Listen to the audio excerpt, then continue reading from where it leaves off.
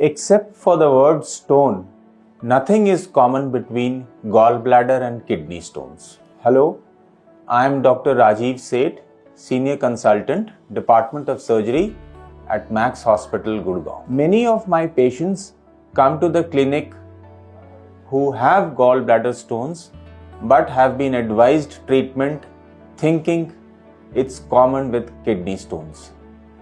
They are drinking a lot of water. They think their stones are small, so they will slip out automatically.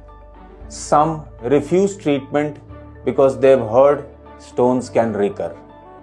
My friends, the message here is nothing as far as the treatment, the cause is common between gallbladder and kidney stones. Kidney stones, the size matters. If they are less than 6 mm, they slip out automatically.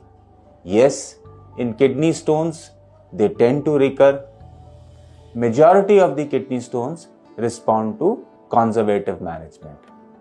But if you are a patient of gallbladder stones, you need to understand these are two different organs, and therefore their cause and treatment is also entirely different. Kindly do not confuse between the two and do not delay your treatment if you are a patient of gallbladder stone.